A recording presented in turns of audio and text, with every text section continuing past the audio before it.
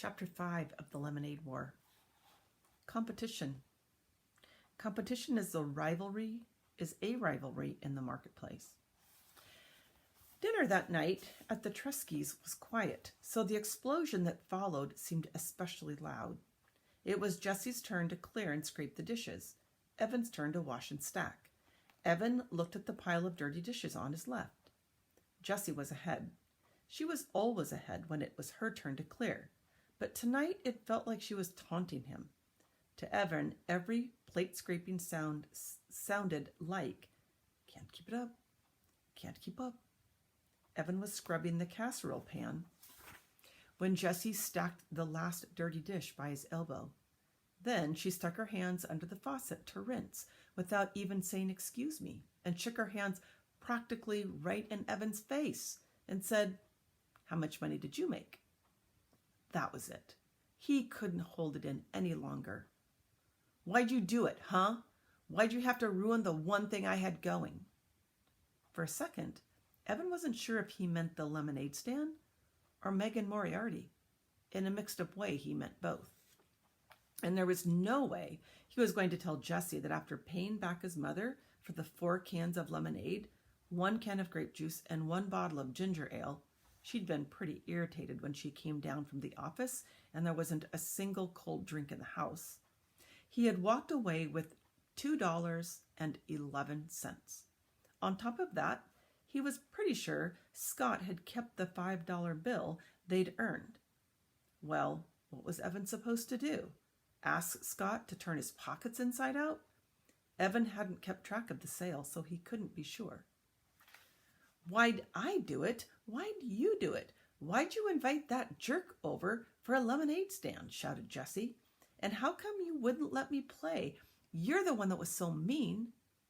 "You're just such a show-off," said Evan. "You always have to let everyone know that you're the smart one." "I wasn't showing off. I was just trying to have a little fun. Is that against the law?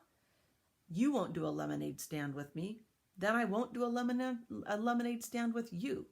I'll do one with my friend Megan instead." "You cannot be her friend. You cannot be her friend," shouted Evan. "Why not?" "Because you're a little kid. You don't even belong in 4th grade. And because you're just an annoying show-off pest, and no one likes you." The words felt like disgusting spiders running out of his mouth. They were horrible, but it felt so good to get rid of them. Then Evan saw Jessie's lip tremble. Uh-oh. Jessie was a howler. She didn't cry often, and she didn't cry long, but when she did, it was loud. Mom would come down from her office. Evan would catch the blame. Unfair. But Jessie didn't let loose. Instead, she stood as tall as her runty height would allow and said, "Megan likes me. She invited me over to her house tomorrow. We're going to make another lemonade stand and earn twice what we did today." Oh, that was it. She was going to ruin everything, show him up right in front of Megan, even before the school year started. Make Megan think he was just some stupid loser who couldn't even beat out his baby sister at a lemonade stand. Evan boiled over. "I wouldn't count on it, Juicy," he said. Jessie hated that nickname, and Evan only used it when he had to. "I'm going to have a lemonade stand every day until school starts, and I'm going to earn $100 by the end of the summer, enough for an iPod." "Oh, please, like you could if you even wanted to," said Jessie. "Megan and I already made $12 each today. We could have $100 just like that." Jessie snapped her fingers. "And then what?" said Evan. "You'd lock it up in your lockbox and save it till you were 50 years old. You're the biggest miser on this planet." Jessie stiffened up. Her mouth made a funny "oh," but then she put a hand on her hip and smirked at Evan. "For your information, I'm going to make a $100 donation to a charity." Evan snorted. "Yeah, right. What charity?" There was a long pause, and then Jessie said, as smooth as whipped cream, "The Animal Rescue League. Megan and I talked about it today." You don't even like animals, said Evan. Everybody likes animals, shouted Jessie, and I'm going to give them $100, so you can't ever call me a miser again. I hope I never have to talk to you again, shouted Evan. Hey! A sharp voice called from the stairs. Mrs. Tresky had a pencil stuck in her hair and a worried look on her face. I could hear you two all the way in the attic, with the air conditioner on high. What's up? Evan looked at Jessie. Jessie looked at Evan. They had taken a vow, a spit vow. Ever since Dad had gone, they had vowed not to fight in front of Mom. It made her sad, sadder even than when Dad left. Nothing, said Evan. Nothing, said Jessie. Mrs. Tresky looked at the two of them. Come on, out with it. What are you two yelling about? It wasn't a fight, Mom, said Evan. We were just joking around. Yeah, said Jessie. We're just goofing. Sorry we got you out of your office.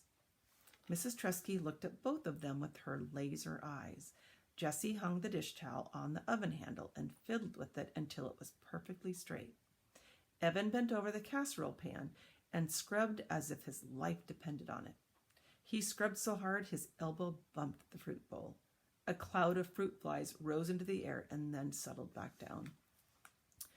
Oh, gosh, said Mrs. Tresky. Would you look at those fruit flies?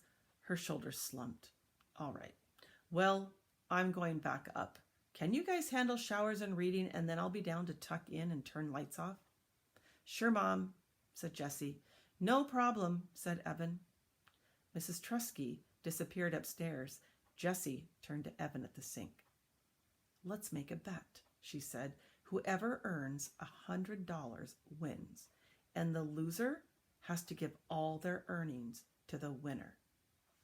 Evan shook his head. Not fair, he said. You've already got money saved up.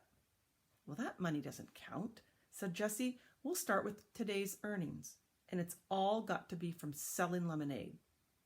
No mowing lawns or sweeping out the garage or anything else. What if neither of one of us makes 100, said Evan, not liking the sound of this deal. Then whoever makes the closest to 100 wins. And even if we both make over 100, whoever makes the most money wins the bet. Well, when do we count the money? Asked Evan. Jessie thought about that. Sunday night, right before the fireworks. She looked straight at Evan. Huh? What do you say? Evan didn't like bets. He really wasn't into competition. He loved to play basketball and always gave it his all, but winning or losing, it didn't make much difference to him. He just liked to play. But this was different. This mattered. If he didn't beat Jessie at this bet, he couldn't win against his little sister in the lemonade war. Then Evan thought of the school year stretching in front of him. It was all over. He might as well just give up on everything now. It's a bet. $100 by Sunday night. Winner takes all. He shook his wet hands over the sink, dried them on the dish towel, and gave Jessie his most menacing look. You better pray for mercy. And that is the end of chapter 4 of The Lemonade War. 5, I should say. Sorry.